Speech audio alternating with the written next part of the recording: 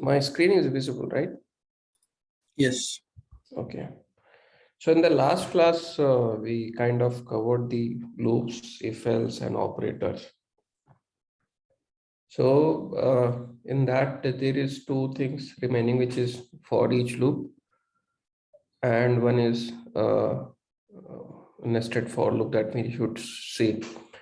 So what I'll do, I'll start with arrays today. So in the arrays, we will cover both for each and nested for loop as well. So what I'll do is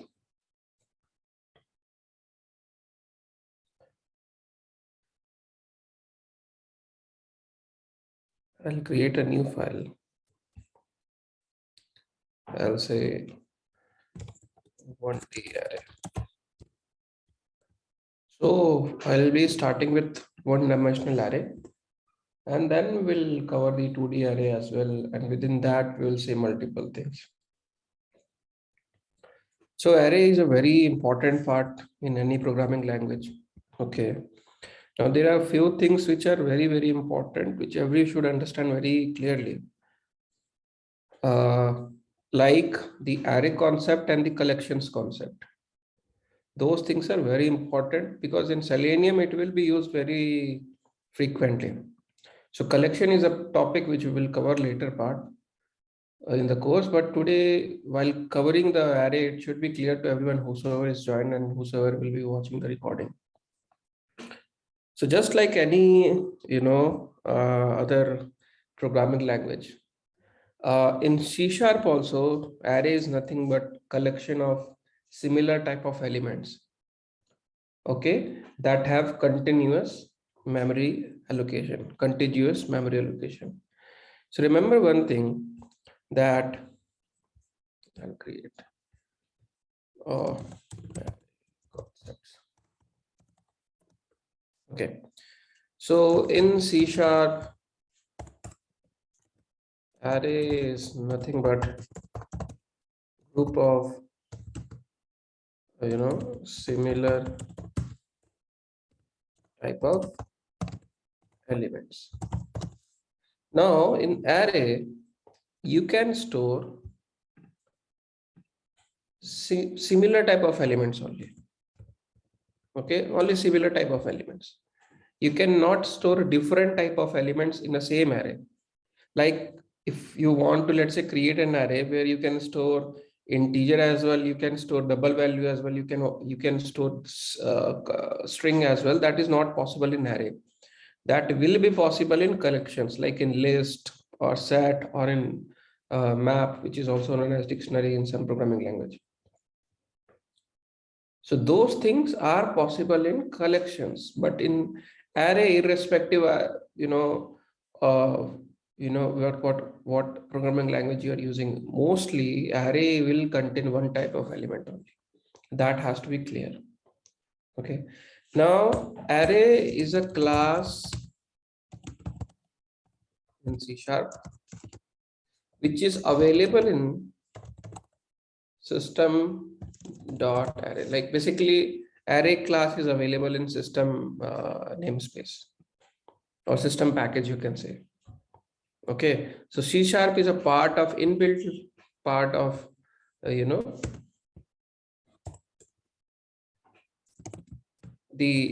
.NET library that has been provided by .NET. It is inbuilt class. So whenever you will be creating array, let's say you are creating an integer array, you are creating a string array. Whenever you create an array, ultimately the array object will be created. But the syntax is different. Like we don't use array class explicitly while creating an array. I'll show you the syntax. But the thing is, whenever we create array, let's say I'm creating an int array, I'm creating a string array, ultimately array object will be created.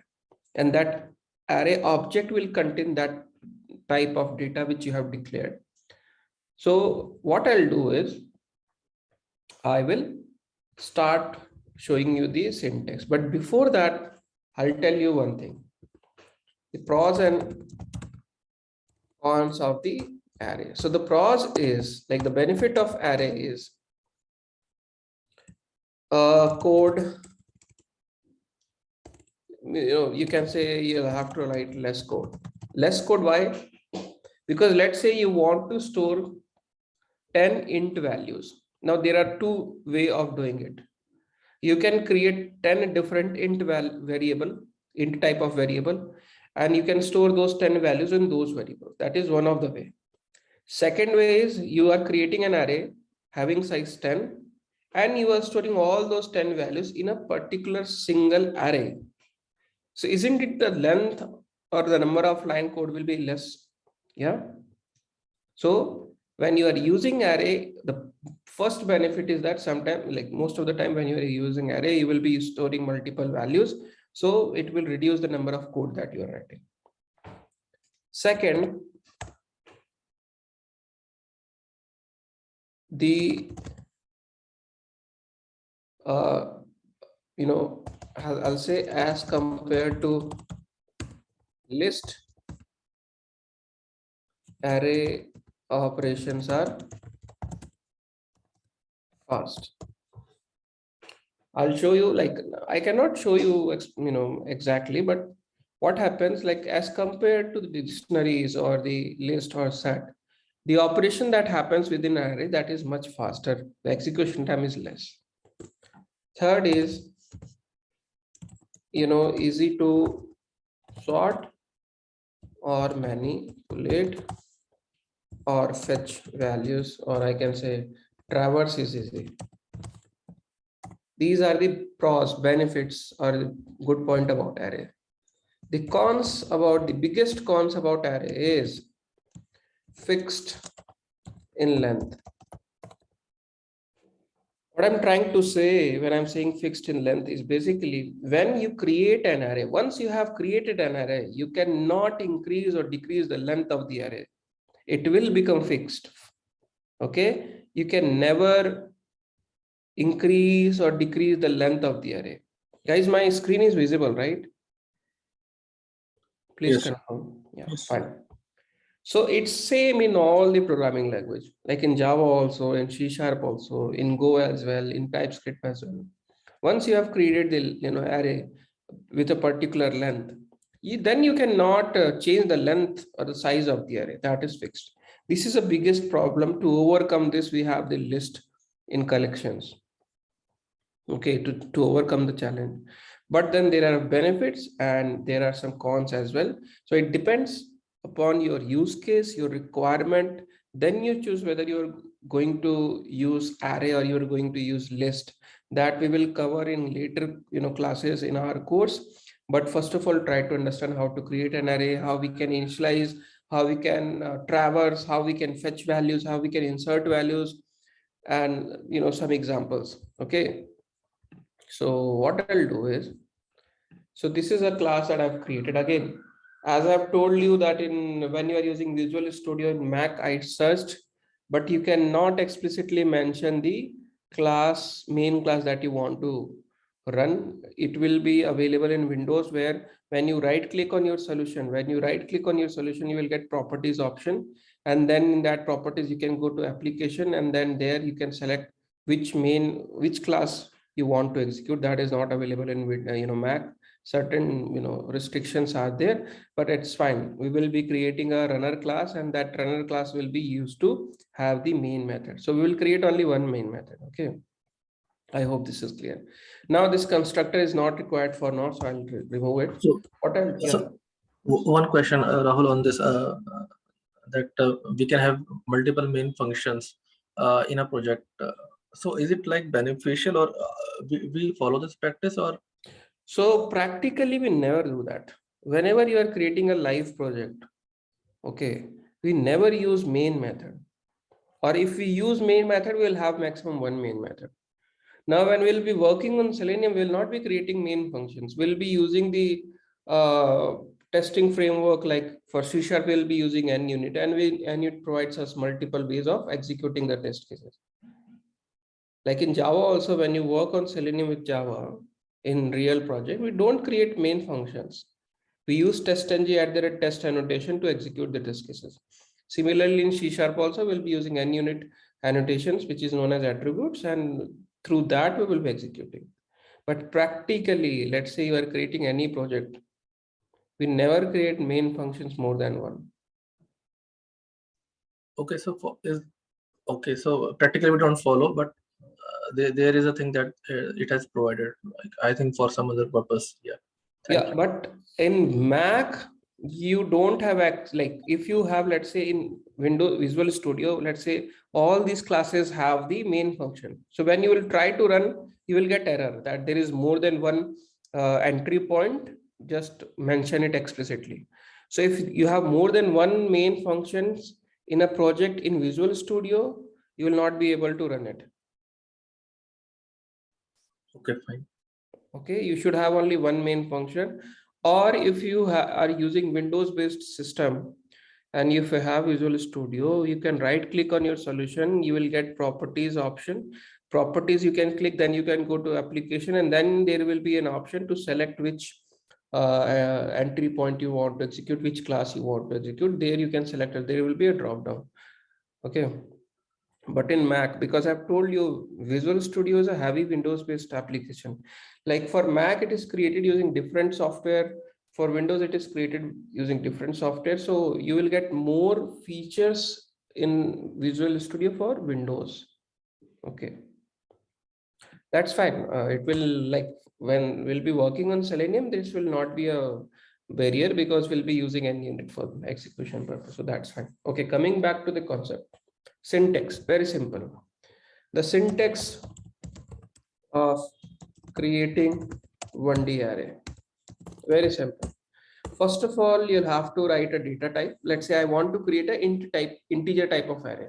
So it's very simple. I'll say int, then square bracket, then the name of your object or the variable. So I'll say array, then equal to new, then again the data type. I'll explain the syntax, don't worry. The size, whatever size you want to, and then this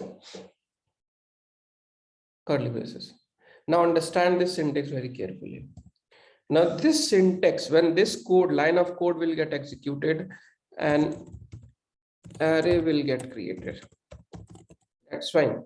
Now understand the syntax very carefully. Basically, in this line of code, what you are trying, okay, first of all, I should create a function. So I'll create a function public void array example.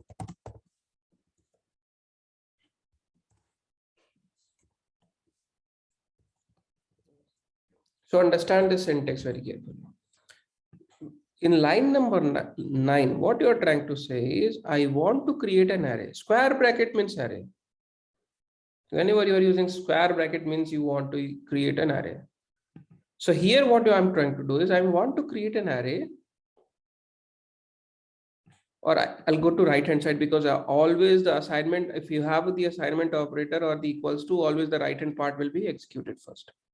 So new keyword, we all know that new keyword is used to create object. Okay, so I want to create an object of what type? Array type, because I'm using square bracket. So I want to create an array object of length 5, which should contain what type of element? Int type of element. I'll repeat it again. So when line number 9 will get executed, first of all, the right hand side will be executed. So in the right hand side, you are mentioning that I want to create an, using new keyword, I want to create like object of array.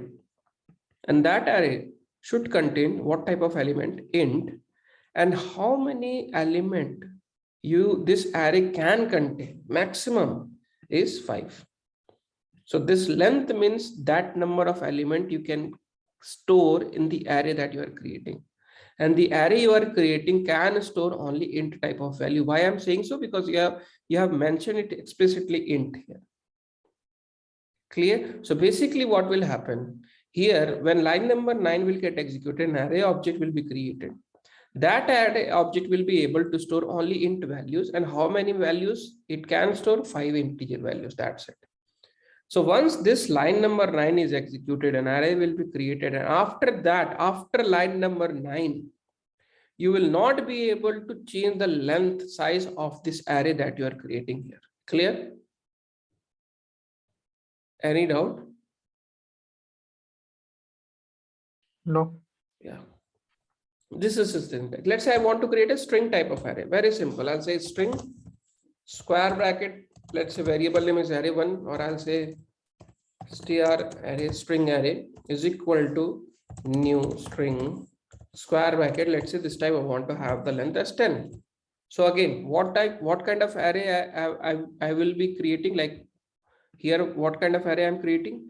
I'm creating an array of type string having length 10, which means when line number 11 will get executed, an array will be created, and that array will be stored only string type of value, and maximum how many string values can store is 10.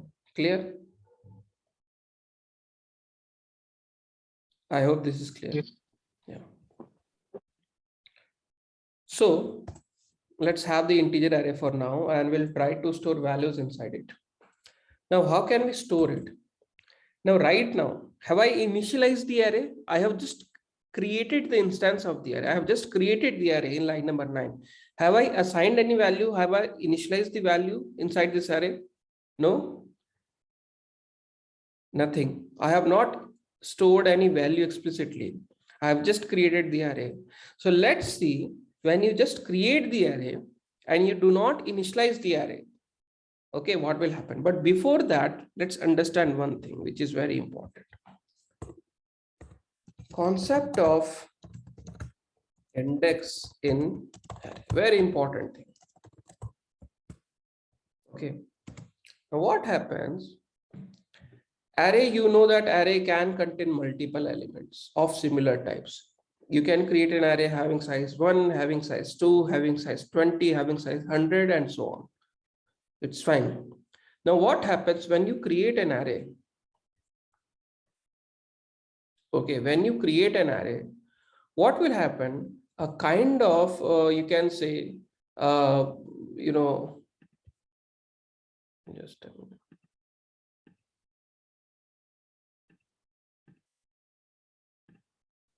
Let's say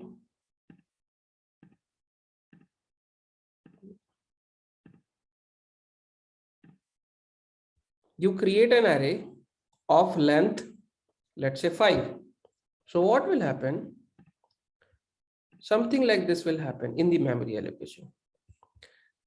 A kind of this type of memory allocation will happen because length of the array that you have created is 5. So 5 indexes will be created. 5 indexes will be created. Now each index, like index in array starts from 0. So first index will be 0. The second memory allocation will have an index 1. The third memory allocation will have an index 2. These are indexes of the memory allocations. Next 4, and the last will be the fourth index. So basically, when you create, like here you are creating an integer array of length 5. So kind of 5 boxes will be created. I just assume it. And every box, every particular memory allocation block will have a particular index.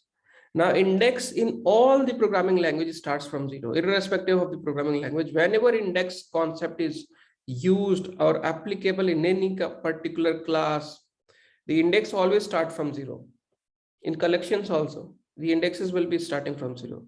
So here in array also, the index is starting from 0. So first block will have index 0, second block will have index 1, 2, 3, 4, 5. So remember when that final index will always be length minus 1. Always, just remember it.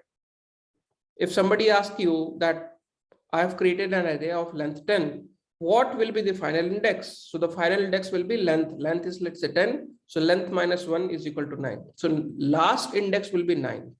Or I can say last index. Last index. Last index will always be length minus 1. What will be the first index? The first index will always be 0. And last index will be length minus 1. So if your array length is 5, the first index will be 0. Last index will be 5 minus 1, which is 4. And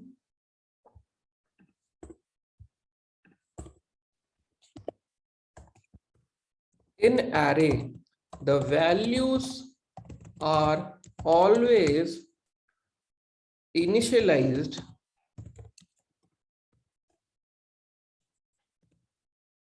based on indexes. you can fetch value from an array using index. Or I'll rephrase the first statement. You can insert or store value in an array on the basis using indexes. These two things you should remember carefully. This is clear, right? The index concept is clear. The first index and last index. I hope there is no confusing in that. Clear? Yes. Yeah.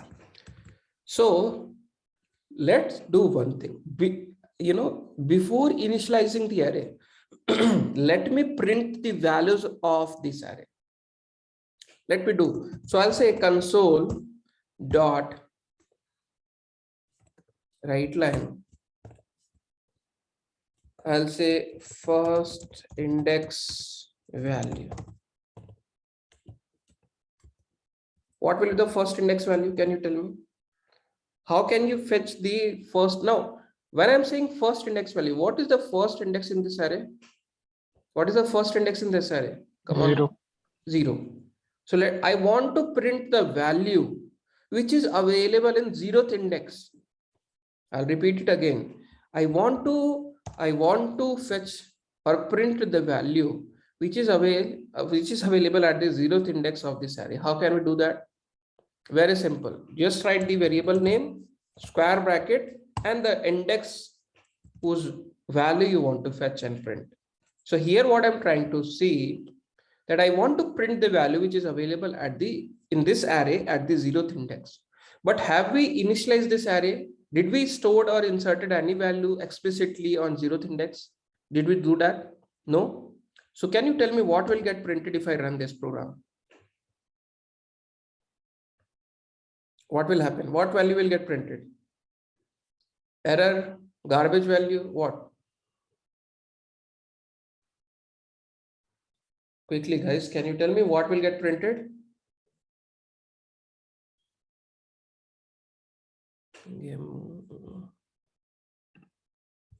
Zero. Vashish is saying 0, default value of int. Correct. I'll show you. If you are saying 0, if you are saying not initialize error, references, okay, I'll show you. Don't worry. So what I'll do in the program.cs, I'll have to create an object of this class because I cannot have more than one main function. So what I'll do, I'll remove all these lines. I have provided you the code, so you can get the code from there. What I'll do, I'll create an object of this class, which is 1D array obj is equal to new 1D array, and then I'll call the function which is array example. Okay, so I'll run this program. Let's see what happened.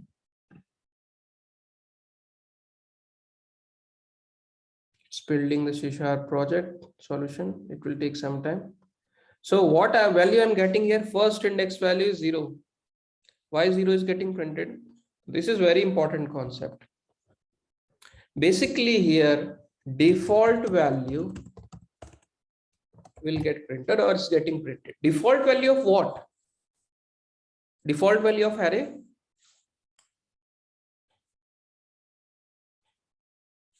Understand this. Whenever you are trying to fetch a particular index value, listen to my words very carefully. Whenever you try to fetch a particular index value, and if you have not initialized that particular index, you will not get error at runtime. You will not get error. Okay, you will not get error. Rather, you will get the default value. Now, what is the default value? Now, on the what basis the default value will be printed? It depends upon the type of array you have created. That type default value will get printed for that particular index, which is not initialized explicitly. Now here, can you tell me what type of array have we created? What type of array have we created? Int type of array. Now, remember one thing, I have not covered this concept, but I'll tell you, every data type has some default value. Like for byte, short, int, long, you can note it down. You can make the notes later when you are revising the video, when we are going through the video again. For byte, short, int, long, the default value is 0. Default value means if a variable is having a data type of byte, short, int, or long, and if that variable is not initialized, the default value will be stored. That default value is 0. So for byte, short, int, long, the default value is 0. For float and double, the default value is what? For float and double, what will be the default value? 0.0. Clear.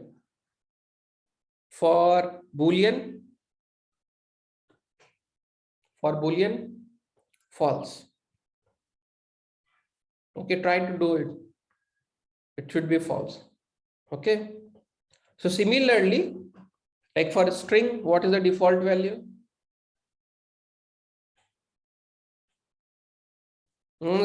Okay, let me show you very quickly all these things. Okay, I'll show you. So I'll create an int variable. I will not store it. Okay, it's a local variable. So before initializing it, not use that. So okay, I'll do that during class and object. So when I will be discussing class and object, I'll be showing you. But for now, just remember that for int, byte, short, int, long, it's 0. For float and double, it's 0.0. For Boolean, it's false. For string, it is null. Clear? Okay. So similarly, why? Because when we are running this program, we are getting 0 getting printed at the default value because the type of this array is int. If at the same place I will use double, instead of int, if I create the same array as double, what will be the value that will get printed here? 0.0. I'll show you. I'll run this program and we'll see.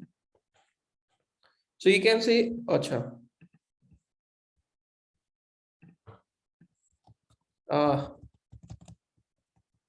Why 0 is getting printed? It should be 0.0. Acha, in C# it's 0 that is getting printed, although I've created array of type double. Okay, let me run it again. Okay, so remember one thing, primarily here the console is truncating and printing as 0, but just remember 0.0 will be there, but it is printing 0 only. That's fine. It depends, like it changes from language to language. For string, okay, I'll show you for string. If I change it to string, let's see what happens.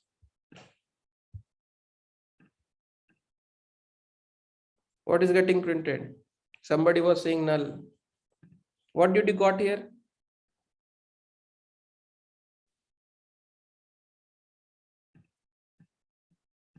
Are you getting something? Blank. What is blank? Okay, I'll create one more. Arey yaar, why this happens? Just a minute.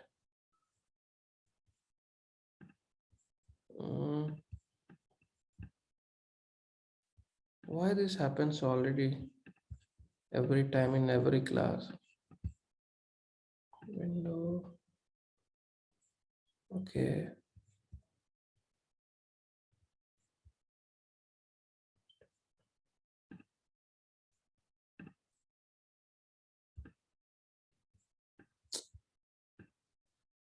I don't know why this happens. I'll quit my window. Visual Studio. I'll open it again. Okay, I'll show you again, guys. So there are some differences, right? In Java or in C#, we'll have to get those things. Like definitely we can see that the default value has some differences. Okay, I'll show you again. So what I'll do, I'll create a string variable, string s, it does not have any value. And in the program.cs, I'll try to fetch that. So I'll say console.writeLine. I will try to also obj dot uh,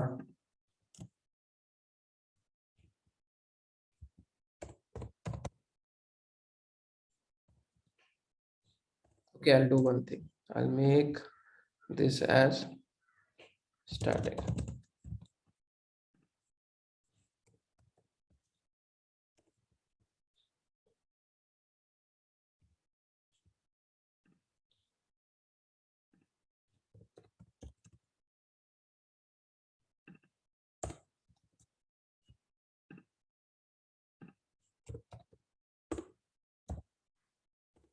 Okay, now I have made that public, so it is accessible now. I'll run it. Let's see what is happening. I'm not getting anything. It's coming as blank. How can I show you? It's a blank, null. You can say empty string. Clear? There is a space. It's very difficult to window preferences.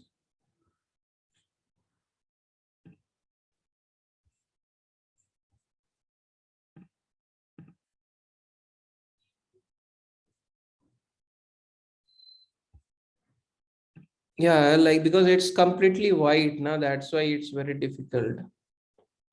So I'll show you. There is a blank space, basically space there. Okay, it's not visible. It might not be visible to you guys, but it's a empty string, you can see.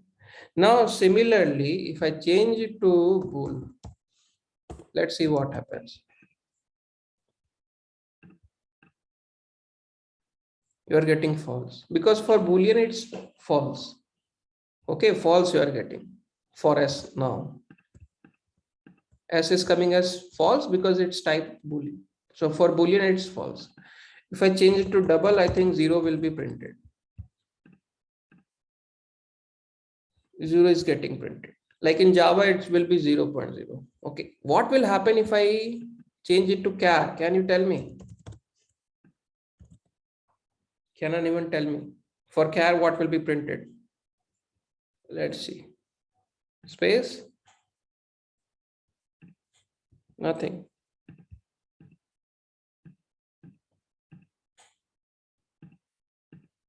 Nothing is getting printed. Again, blank. Cool. Space is only there for char as well. So changes, things are changing from programming language to programming in Java. Like most of the things are common here, but there are few minor differences that you should know. Okay, that's fine. You can note it down. You can make a note of default values. That's fine. So we know how we can fetch. Let's say I try to fetch a value from fifth index. What will be the value that will get printed? What value will get printed here? Error. Srini is saying error.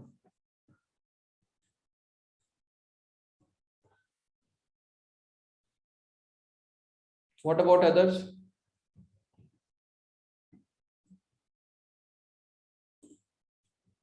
Index out of bound.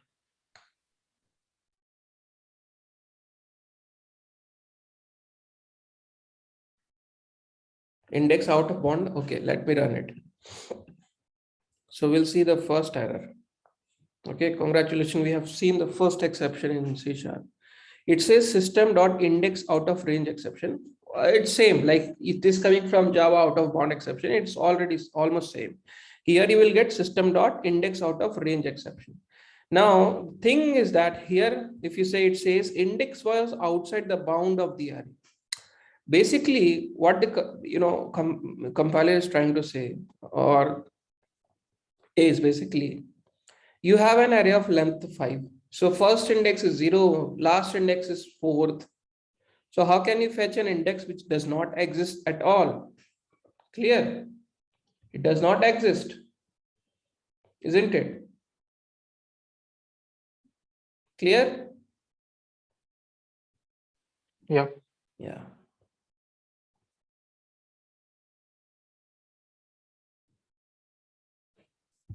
So make sure that you fetch correct value. sorry, correct indexes. Now I'll show you how we can initialize value. There are two ways, like I can write a for loop and I can initialize using for loop also, or I can say initializing, again I've said you using index, you'll have to initialize the value. Let's say I'm initializing to 10. Okay, this is first index. So for second index, let's say I'm initializing 20. I'll copy paste this same code. 30, 40, and sorry.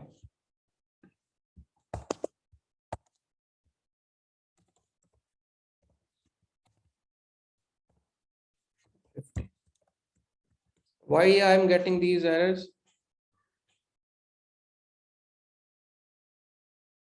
Acha, it's type int. Now I'll have to change it to int. Fine. So I have initialized value in all the indexes. I want to print. What will happen?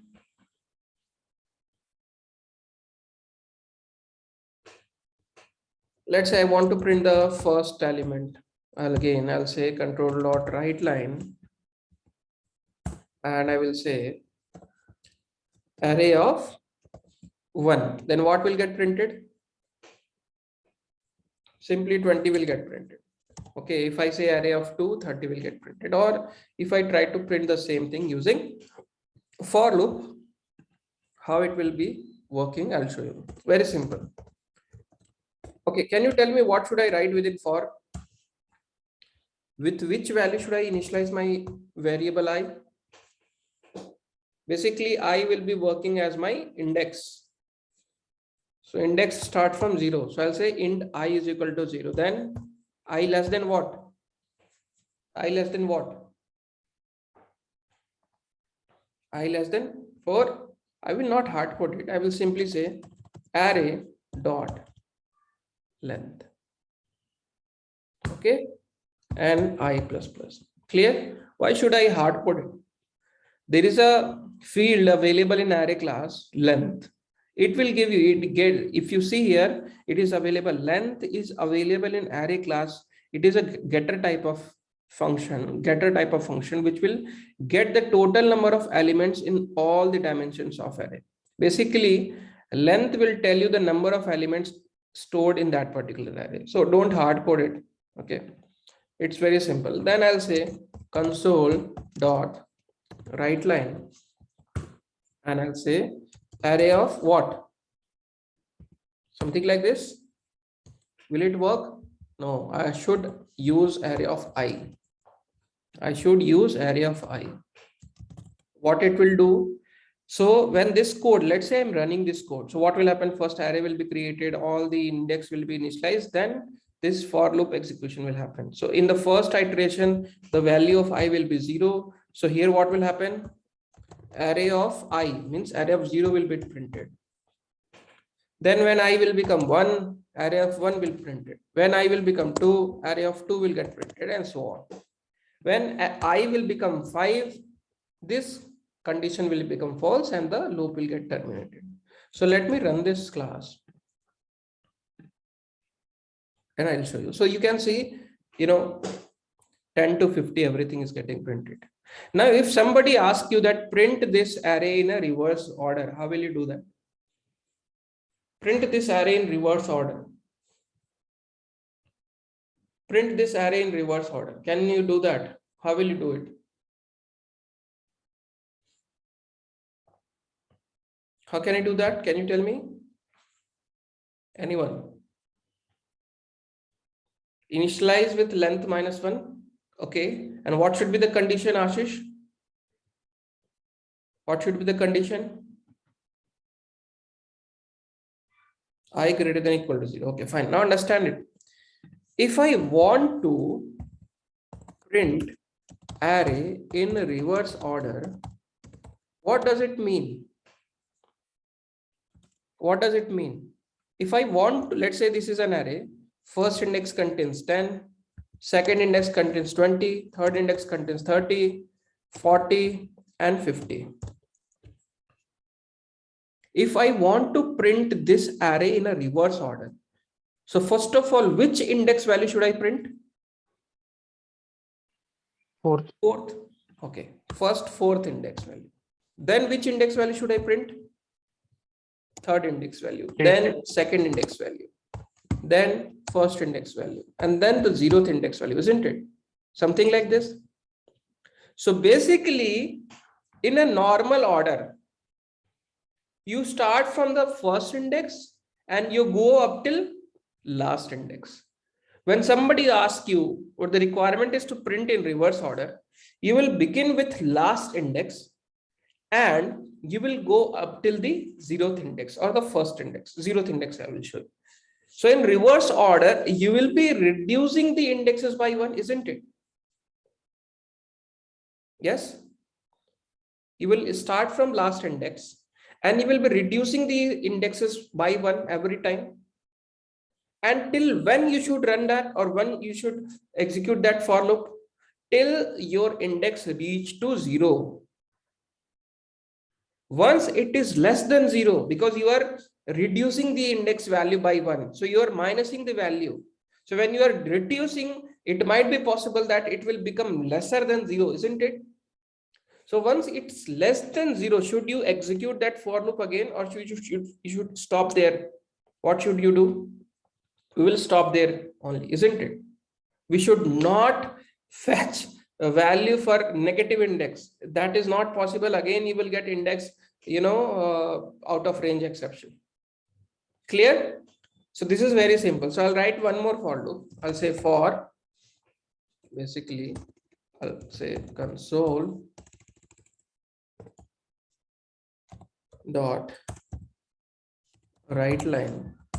I'll say printing the array in reverse order, and then I'll write the for loop. I'll simply copy this for loop.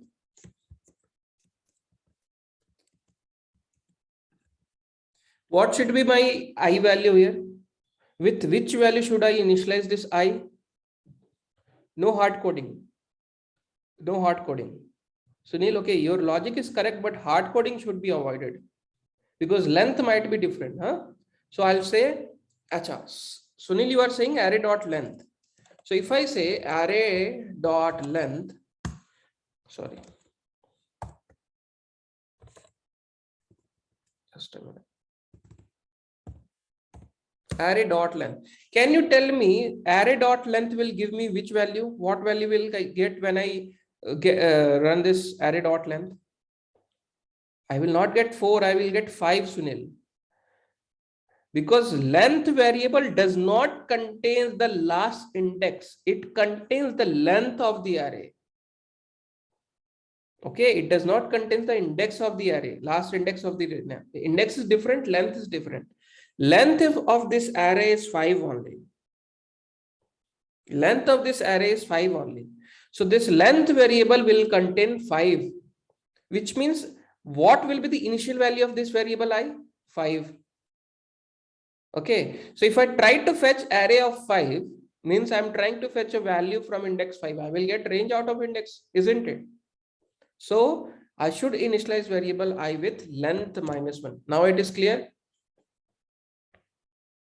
And what should be my condition here? What should be my condition? Length equal to less than equal to 0, something like this. Should I write something like this? Okay, if I write something like this and I'm reducing the value of I by saying I minus minus, will this for loop will execute ever? This for loop will execute ever? At least once? What do you say? No, it will not execute, not even once. Why? Because the initial value of I is 5 minus 1, which is 4. My condition is 4 less than equal to 0. Is this condition true? Is this condition true? No. No. This is not true. So in very first iteration, this for loop will get terminated. So my condition here should be that I will execute this for loop till my value of I is either greater than or equal to 0. And I will keep reducing the value of the index by 1. This is clear to everyone, right? And I will run this program. So you can see when you are printing the array in reverse order, you are getting the correct answer. Clear? Any doubt? Anybody have any doubt? Please ask. This is very simple. Clear? Yes. Yeah. So this is one of the things that you should know in array. I hope this is very simple and it should be clear to everyone. Now, what I'll do, I'll create one more class and I will show you, okay, I will do one thing. I will comment out this code, all this complete code. And I will show you how you can use for each loop, the syntax use, how we can use for each loop. It's very, very important for each loop. Okay. Anybody have ever used for each loop?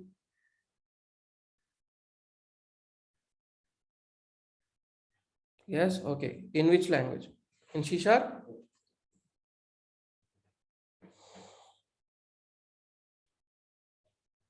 Okay, I'll show you. Syntax is something like this. For each. Okay.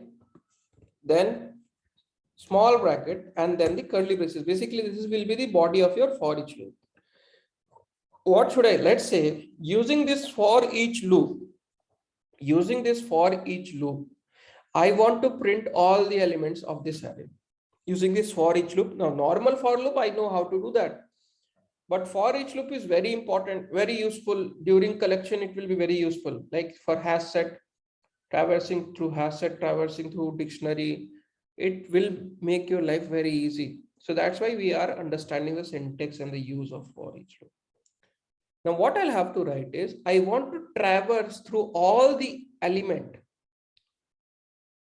using this for each loop. So what I'll do is very simple. I'll say int element in array. That's it. Syntax is complete. Finish. Tata. Bye bye. Now understand it very carefully. When you use normal for loop, you'll have to initialize the variable. You have to take care of the condition. You'll have to take care of the increment as well. If you make error or you make any mistake in any of these three, your loop will not work properly. But in for each loop, there is nothing like that. No condition, no initialized variable, nothing like that. Only something you'll have to write. Now understand this syntax very carefully. What you are trying to say, using this for each loop. Now how for each loop will work is, this for each loop will traverse through each element of this array automatically. Listen to my words very carefully. This for each loop will traverse for each element of this array automatically, one by one, starting from the 0th index.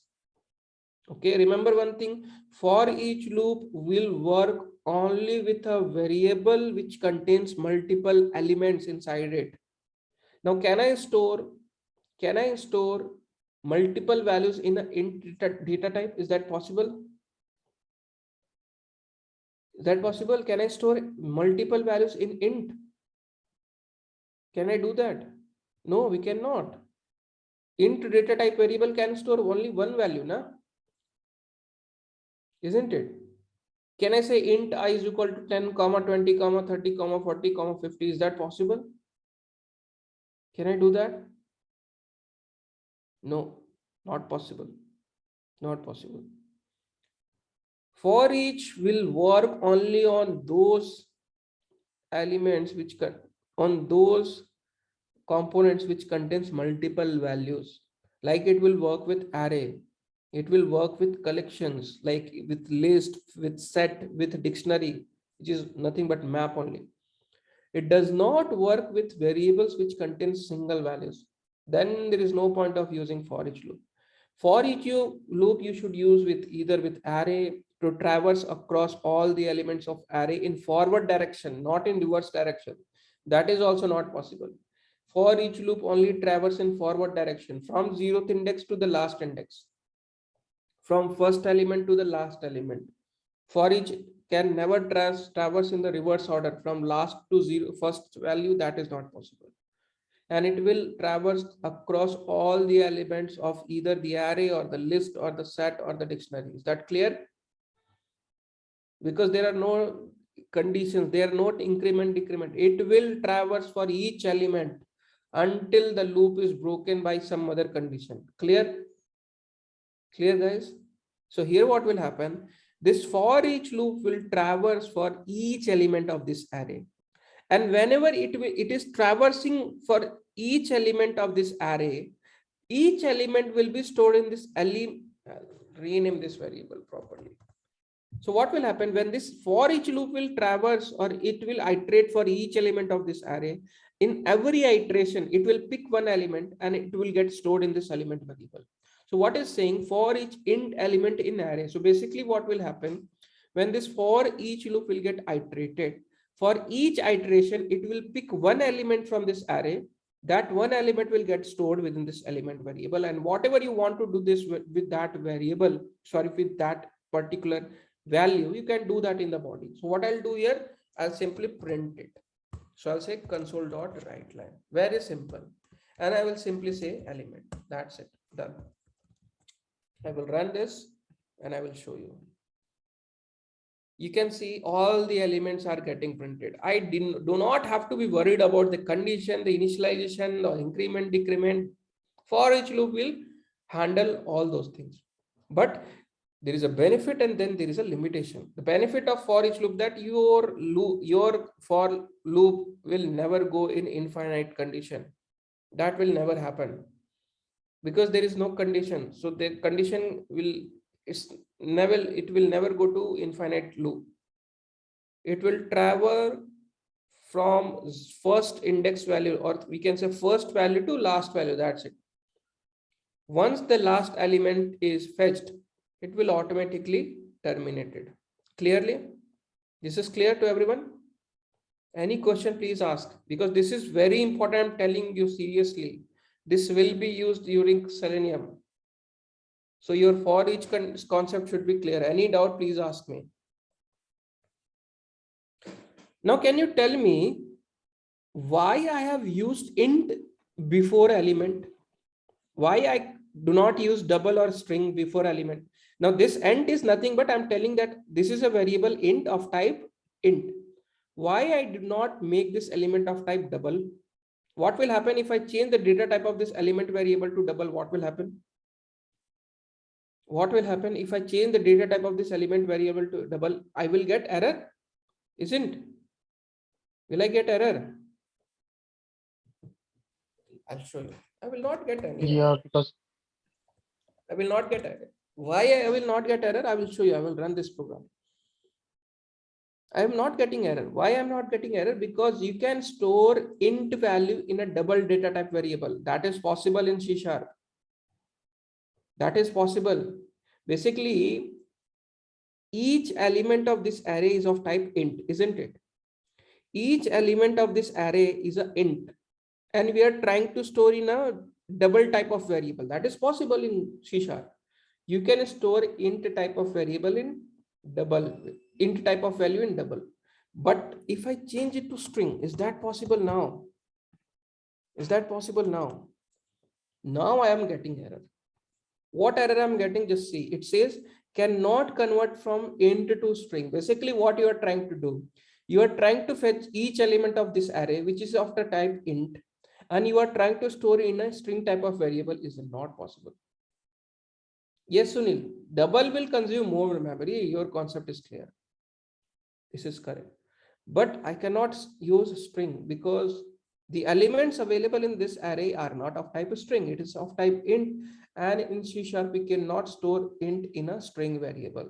So that's why what should be the data type of the variable depends upon the type of element stored in this array. If the array element are of type int, the variable should be int. If the array element are of type double, it should be double. Clear?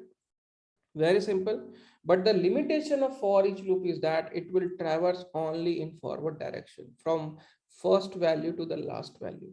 You cannot traverse from last value to first value. That is not possible. If you want to, let's say, fetch or print the values of an array in reverse order, then you should go with normal for loop. Then you cannot use for each. Clear?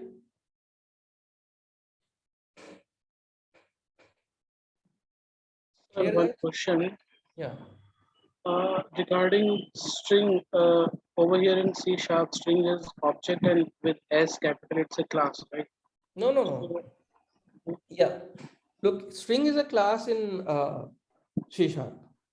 Okay. Now you can create a string with syntax like this. I can say string s is equal to new string. You can create a string something like this. And you are passing some value. Let's say I'm passing hi. Or you can simply say string s is equal to double quotes hello. Sorry, S1 I'll say. This is also possible. Both options are possible. Both yeah. are same. So can we create arrays for both the like things string class and string object as well? Now, And why you are saying string class and why you are saying string object? as For in there you are like Java, from for Java, I'm getting the reference because in Java, with S capital string is a class, so that's why I'm saying so class. in basically here understand one thing very clearly. String is a keyword which with small s that you see in line number 36. This is a keyword string. It is nothing but alias to string class only. Okay, it is just an alias. It's just an alias provided for the string class. Whether you are using this syntax to create a string, using new keyword, using string class, or you are creating a string using string keyword, which begins with small s. In both of the scenario, string class object will get created.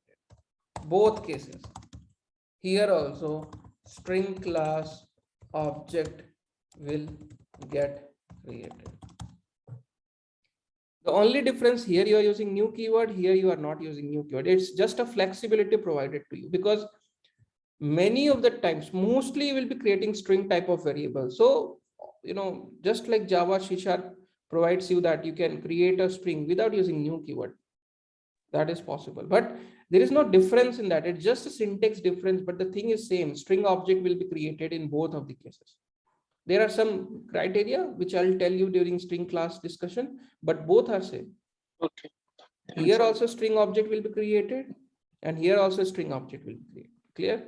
We can access the methods of string class with both Yeah, we can. S Like and if I S1. say s1 dot, you can see all the methods, functions which are available in string class are available here. Starts with to a lowercase to upper, everything is provided here. If I say s dot, then also I will get the same functions because both are nothing but string object only. Clear? Okay, got it. Yeah, thanks. Thanks a lot. So this is about 1D array and this is about for each loop. Okay. Now in array, there is a concept of 2D array as well, which I will not cover today. I will cover in tomorrow session. Before that, I want to start with functions now. Okay, I want to start with functions now. Okay, because that is more important. Remember one thing, practically you will be using 1D array mostly and sometimes 2D array. Okay, 2D array will be used. Let's say you want to read the values from Excel file or CSV file. So in that case, 2D array will be used, which we will discuss in tomorrow's sessions. Okay, now I have an assignment for you guys. Okay, I have an assignment for you guys. Create, I'll ping in the chat. I'll first write it here. The assignments are for today. Create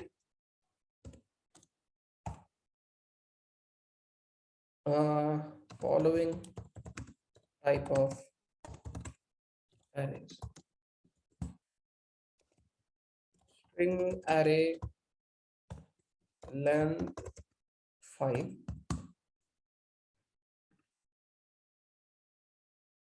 What you need to do here is initialize and print all values. You can do that. You guys will be able to do it. Second, double array length should be 10 and same thing, initialize and print all values. Okay. Third assignment, create an integer array of length 5. Then print all values one by one. Then multiply each index value by with 5 and print all. These three questions clear to everyone, yes or no? Any doubt, please ask me. For question 3, you can have some doubts. I will tell you. What you need to do is first create an integer array of length 5 and initialize the values. Okay, initialize it. Like assign values to all the indexes and print it once, all the elements. Okay, let's say you have initialized 10, 20, 30, 40, 50. Initialize it. Okay. Now, once you have initialized it, now you need to write a code. I'm not sure how will you do that. It's very simple, but try to do it. Now, once you have printed all the values 10, 20, 30, 40, 50, then write some code where you are multiplying each index value by 5 with 5. Like 10 becomes 50, 20 becomes 100, 30 becomes 150, 40 becomes 200 and 250, something like that. And then you are printing all the elements. So this time what should get printed? 50, 100, 150, 200, 250, something like that. Try to do it. Okay. Just try it. Otherwise, I'm going to discuss now. Coding questions I will discuss in next class only. I will not give you more than one class. Okay, this is very simple code. You can write in 1 hour, half an hour is enough. But try to come with solution before tomorrow's session. Clear? Great. Now we'll come back. I'll create one new class now. I'll say function example. I don't need this constructor. Okay, now today we are going to understand functions. Very important question. In today's session, what we will understand is how we create function. Okay, what is the syntax? What is access modifier? What is return type? When we should return a value or when we should pass parameters and so on. Those things we want to understand. Okay. So let's see how we can do that. So we have a function example class which is available in C# learning namespace. That's fine. Now,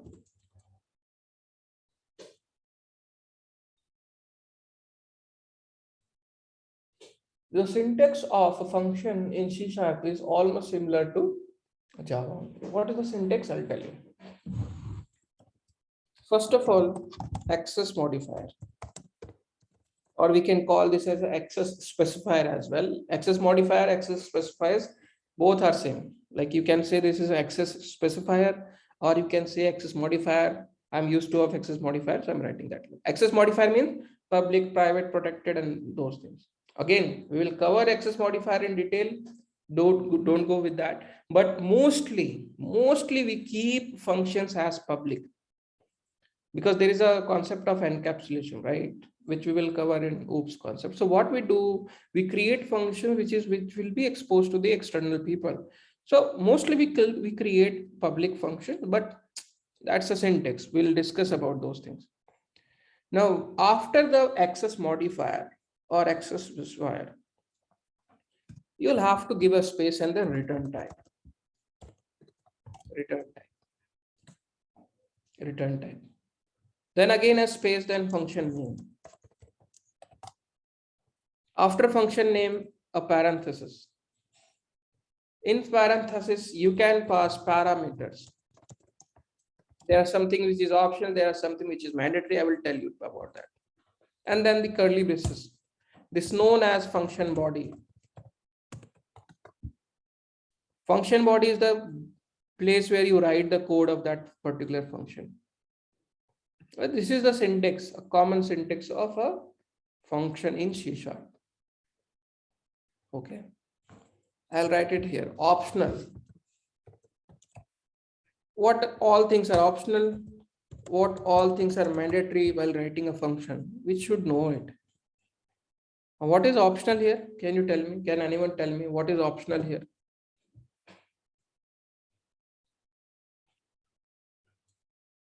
Can anyone tell me what is optional? Parameters. What about after a parameter? What is optional here?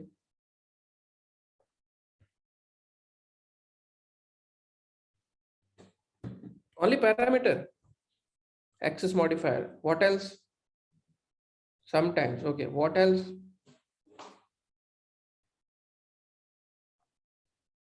Acha, one more thing we write, which I missed.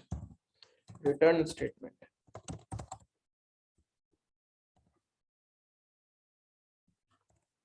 Return statement. This I missed.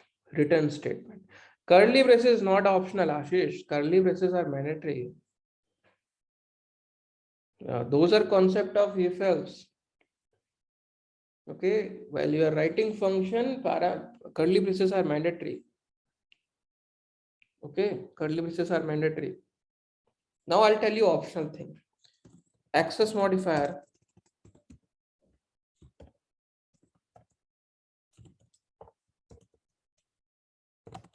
This is optional. Then parameters is optional. Then return statement. I'm not saying return type. I'm talking about return statement. Return statement, which is written under the body. Return statement is optional. Parameter is optional. Access modifier is optional. Mandatory are return type. Then function name. Function name is mandatory. Then what is mandatory? The parenthesis. And what else is mandatory? The curly braces. These are mandatory. You cannot ignore these things. Method name, yes, I have written function name. Function name, method name, whatever you are trying to say. Okay, function name or method name. These are mandatory. You cannot omit return type, or return type has to be there. Function name has to be there. Curly braces has to be there. These parentheses has to be there. Clear? I'll note it down in this notepad. Okay, just a minute. Function syntax.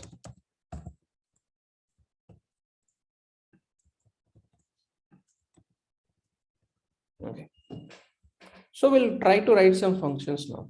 Very simple. I'll begin with very simple function today. What I want to do, write a function which contain two int values.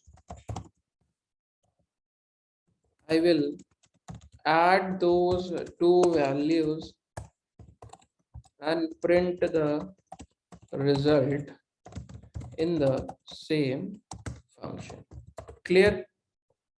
The requirement is clear. I don't want to return anything.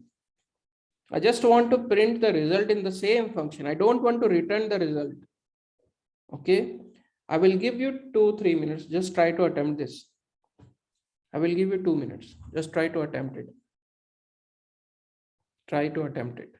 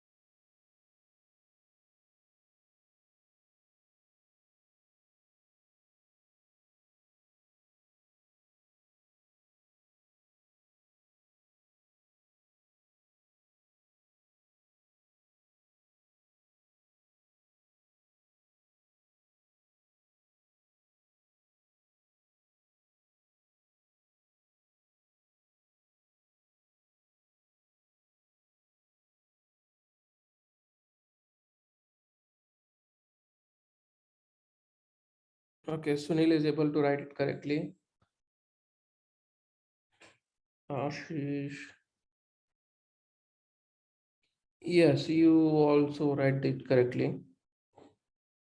Yeah, fine. Okay, guys. So few of you are able to, which is very simple thing, basic thing. Okay, I'll write. First of all, as I've told you in the syntax, access modifier can be used. Now, if you don't use any access modifier, you will get default access modifier. But as I've told you, whenever you are writing a function, always try to use public for now until we decide, or sorry, until we discuss the access modifiers in details. Okay, which will be done in the coming classes. Till that, always use public. So I'll use public. This is my access modifier. After access modifier, you need to mention the return type, which is mandatory. Return type is mandatory. Access modifier is optional. I want to have, I can. If I don't want to have, I can ignore it. That will be work. I'll not get any error. But return type is mandatory. Now, what is return type? Can you tell me what do we mean by return type? Whatever return type you mention just before the function name, what does that mean? What does that mean?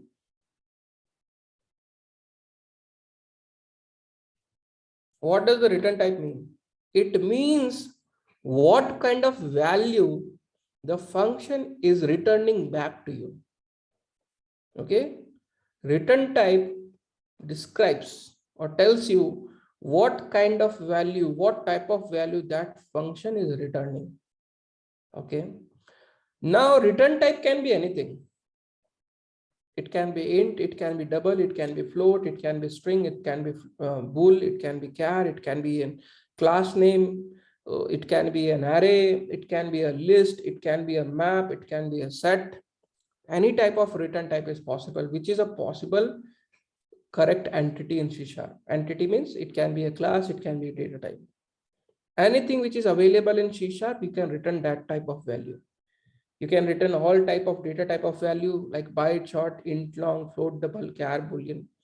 You can return a string type of value. You can even return an object also. You can return an array. You can return a different type of collection object as well. That is possible. But if you mention return type apart from void, if you use any other type of return type, then return statement becomes mandatory. I will discuss that later. But anything apart from void, if you have used. Now, void means that this method, this function is not returning any value. But as I've told you, mentioning return type is mandatory. You cannot ignore it. So if your function is not returning a value, you must be using void as the return type. Void means your function is not returning any value. But you'll have to tell it explicitly that your function is not returning anything. How we can do that? By using void. Okay. Now, when we should use a return type, how can we decide that what should be the return type of my function? When should I return some value from the function? When we should have void? When we should have return type? This is very confusing. So I will go into detail. Don't worry about that. I will tell you and I will make it very simple for you guys. Don't worry about that. But right now, I don't want to return anything, any value. I just want to do some basic stuff in that function, but I don't want to return anything from that function. Then which return type should I use? I should use void. Okay, void means my function will not return anything. And then the function name. Okay, so my function name will be add to values. That's it. Parenthesis, curly braces. This makes the function complete. This is a complete function now. The syntax has been completed. Syntax has been completed. Now I can ignore it. I can delete public as well. This is perfectly fine. But then there are some limitations. If your function is not a public, you will see some limitation, which I will show you today only at a high level. But I will discuss the access modifier in details. But for now, let me make it as public. What will happen if I remove the data type, return type? I will get error. If I show you error, it says method must have a return type. Method must have a return type. Okay, return type for a function, for a method is mandatory in C# also. Okay, so I will have void. This is my method name or function name, clear, which is available in function example class. Now there comes the interesting part. Now inside this parenthesis, I can provide parameters. Okay, parameters. Okay, why do we need parameters, or when do we need parameters? Can you tell me? When do we need parameters? When should we define parameter or number of parameters? Can anyone tell me when we should define parameters? Tell me, guys. Okay, when method is to be called from different values. Okay, correct answer. Anything else apart from this? When we want to pass this function to another function? No, this is not a correct statement. Passing function to another function does not require parameters to be passed. Anything else?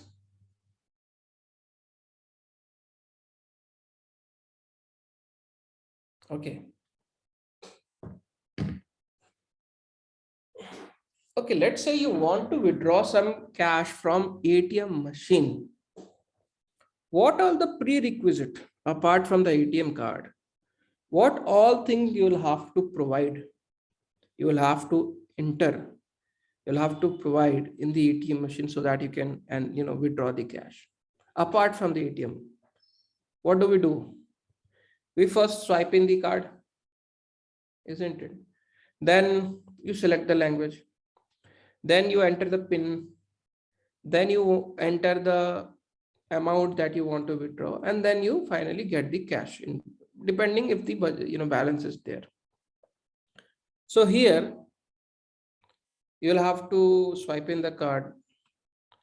First requirement. Second, select the language. Sometimes. Third requirement, enter the PIN code. Fourth requirement, enter the amount you want to withdraw. These are the required things. Until you provide these things, you will not be able to withdraw cash, isn't it? Isn't it? Yes or no? Yes, guys? Yeah. Now, why you are required to pass those things? Why is it mandatory? Why is it mandatory? Why is it mandatory? These are variables, I know, but why are these mandatory? They are input to the function. Yes. Now understand one thing.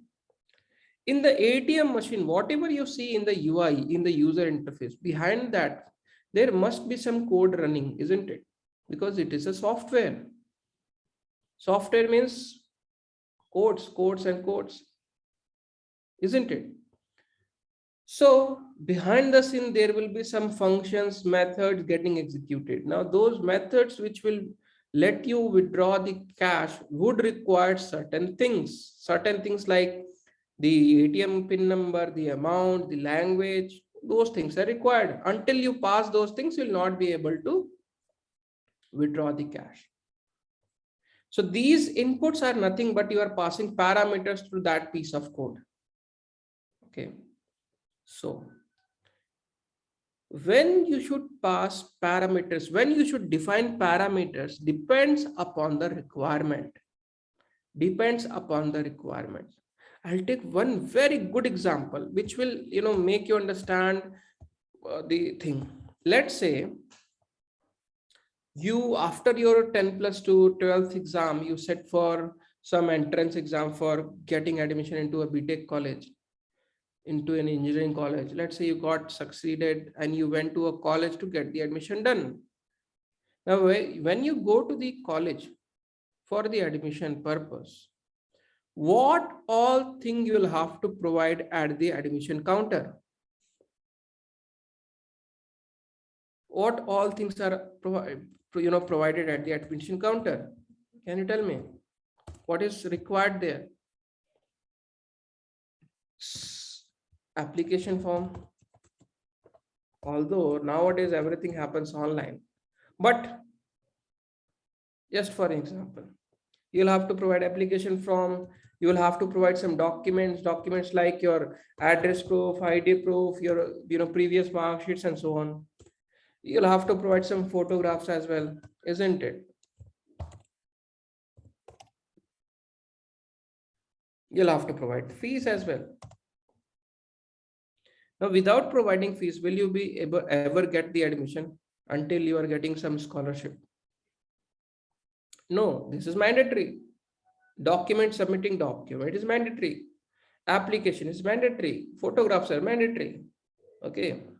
So these are nothing but the important prerequisite thing that I need to perform. Like, let's say what will happen, you will go to the college, you will go to the admission counter, there will be a guy sitting at the admission counter, he will ask you to provide these things.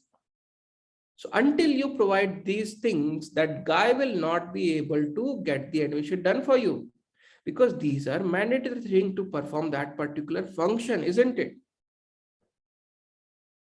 Yes or no? Yes.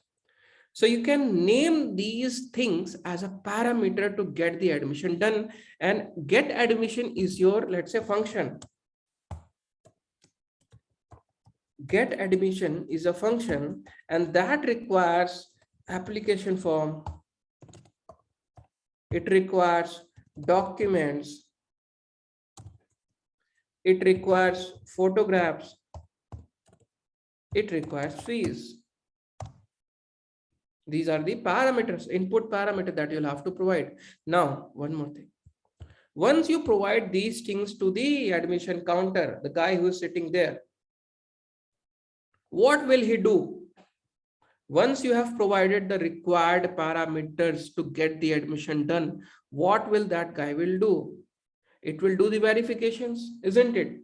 It will count the amount, the cash that you have provided, the fees you have provided. Then he will check your application form. Then he will check the document that you have provided. It will attach or affix the photograph on that application form. He will do all the required things, and then the admission will be done, isn't it? Yes or no? Quickly, guys. Yeah. So those things will come as the like verifications. You know, counting the fee that you have provided, doing the admission process. All these are nothing but these are the code that these are the function body that you'll have to write in order to get the admission, isn't it? These are the body of the function. These are the thing that you'll have to do to complete the admission process. Yes or no? Yeah. Now, once everything is done, your admission is done. What is the thing that usually you will get once the admission is done? What will you get as the result? Receipt? Anything else? Apart from receipt, anything else that you will get? One important thing that will be your identifier in your whole course. What is that? ID, your roll number, your ID, isn't it?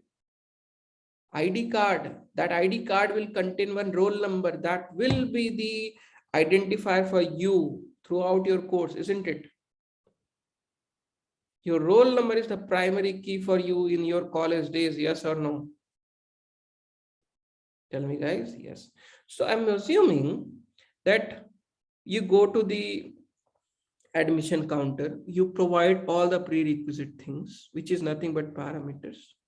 Now, what all things you need to provide depends upon the requirement provided by the admission guy, isn't it?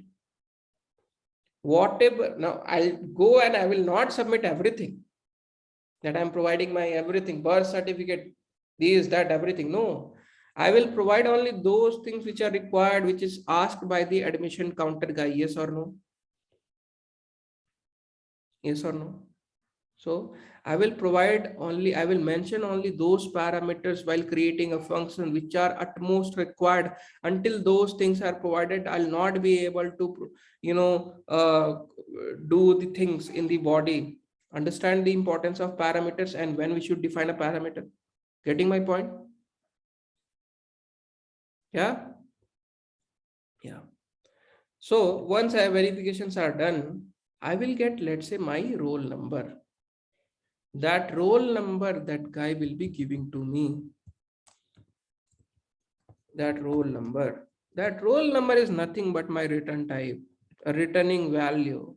That guy is giving me a value. It is returning me a value back. What is that value? This is nothing but a roll number. Generally, roll number will be a numeric value, isn't it? It can be alphanumeric, I'm not sure. But it will be an outcome of that functionality. Is that clear? Understanding my point? Now, are you getting the importance of parameters and return type? Clear? This is very basic, but this is very important. Any questions, any doubt, please ask. No questions? Okay.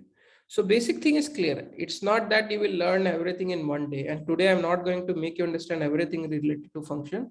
I will just write this code. Okay. And I will give you some more assignments today. Okay.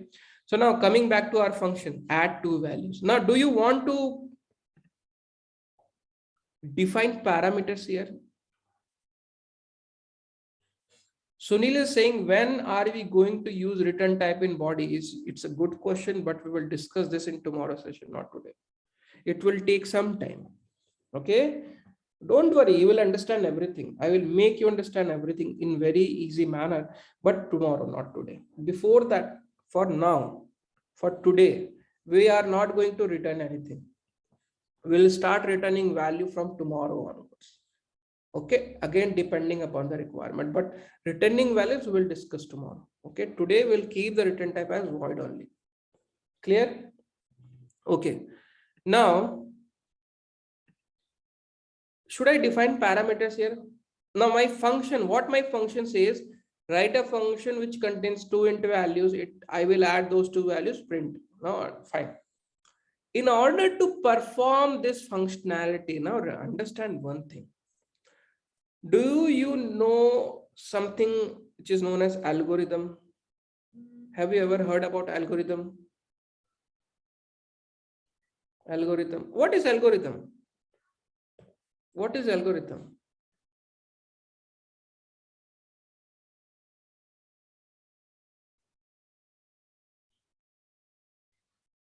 What is algorithm? Way of doing something? Step-by-step representation of solution? Okay. Now, if you are working in an IT industry, you must have heard that before going directly into the code, you should define your logic. You should get your requirement clear. You should understand the requirement clearly. Based on the requirement, you should define your algorithm first. Once that algorithm, that approach is approved, then you should go for coding, isn't it? Implementation. Have you ever heard about that? First, decide your approach, discuss or think about that approach. Once you are satisfied with the approach, then go for implementation. This is how we say that we should do the coding, isn't it?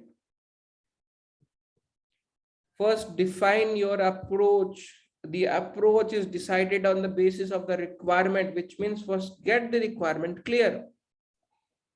Based on the requirement, get your prerequisite done.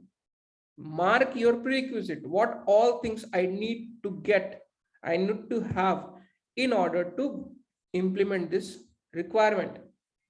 Then make your approach that this I am going to do to achieve this particular functionality, to achieve this requirement. Now, once your approach is created, your approach is final, then you should go for implementation, isn't it? Yes or no? Yeah, fine. So now let us define the requirement here. What is the requirement here, guys? What is the requirement here?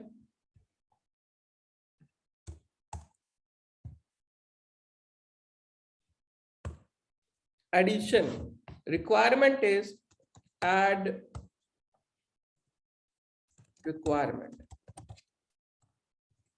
add two values and print result. This is my requirement. What is the prerequisite? What is the prerequisite? Can you tell me? What is the prerequisite? What do I need to do or to implement this requirement? I need two int values, isn't it? Isn't it? Once I have two int values, then only I can add it and then only I can print the result. Yes or no? So from today onwards, whenever you have some requirement, whenever you want to write a method, a function, first understand the requirement. Then mark your prerequisite. What are the prerequisite for you, which is required? And then decide your approach, logic, and then do the implementation.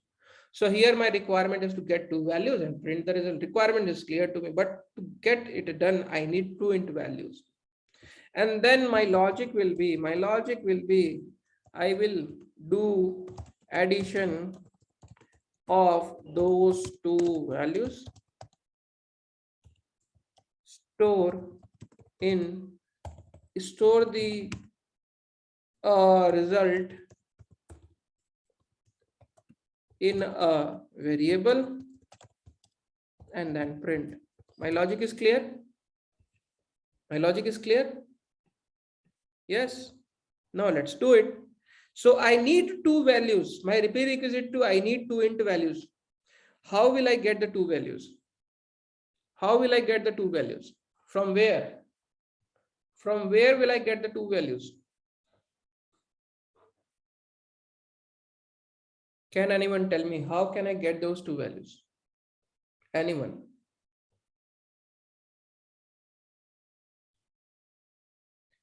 Need to pass those two values as parameters. Okay, Srini, correct. Anything else apart from this? Anything apart from this?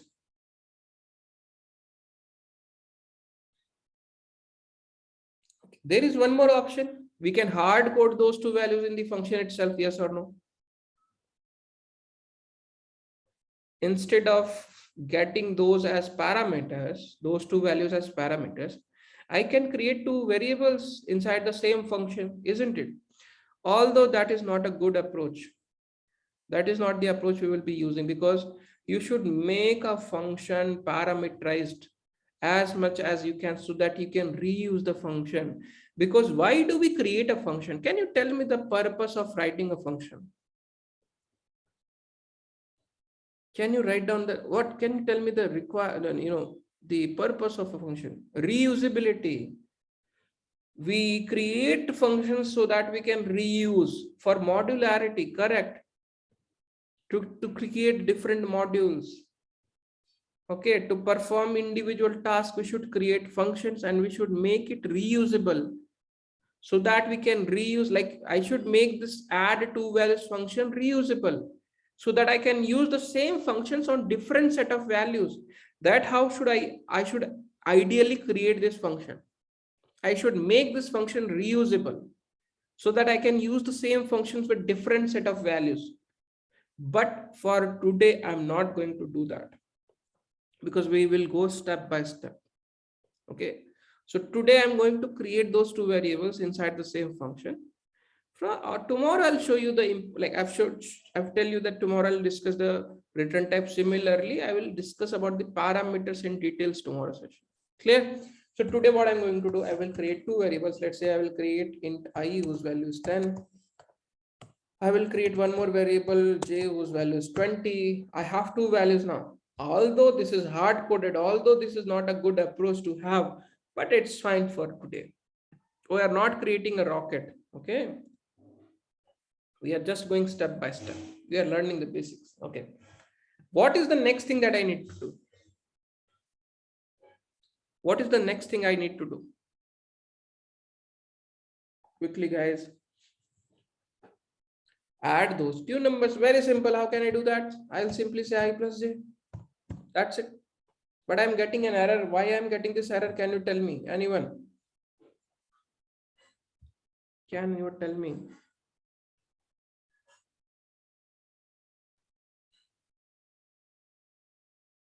Yeah, we will have to store the result. Otherwise, like if I show you, it says only assignment call, increment, decrement, await, and new object can be used with this. So basically, I need to store it in somewhere where I'll say int result is equal to this. That's it. And next thing, what I need to do?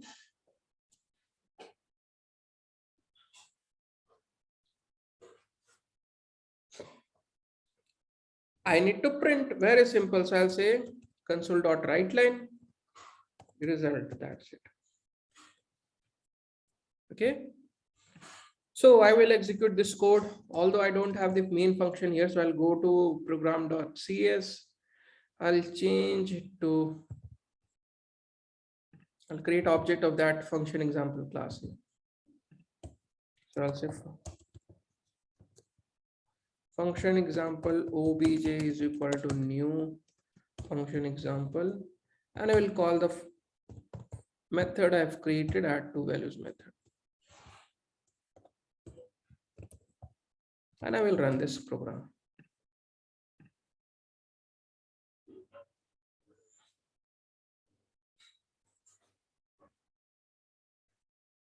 So you can say 30 is getting printed. If I change the value here, array, what is this?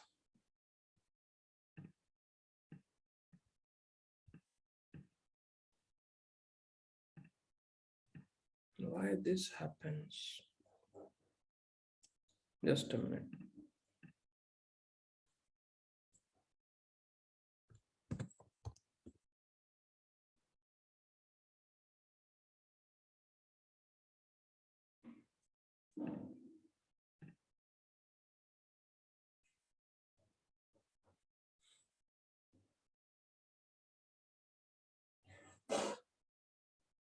Okay.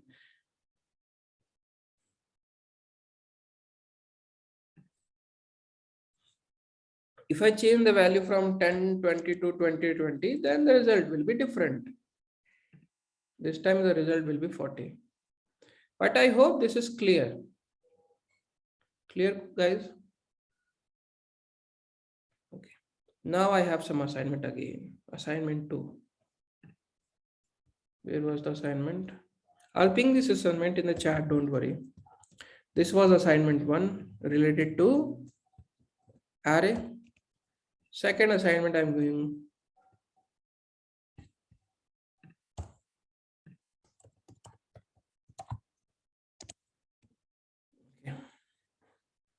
create below methods functions.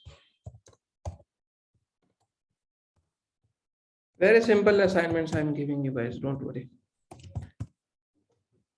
Method, write a function to add two double values and print it.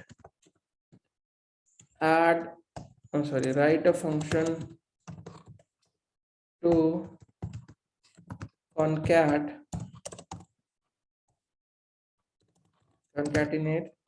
two strings. That's it. This is the assignment for today. I am pinging this to the chat message to everyone. Have it stored somewhere, because once the meeting is closed, this will be removed. You'll not be able to get the chat message. So just copy it and paste it somewhere. Take the picture, whatever you want to do.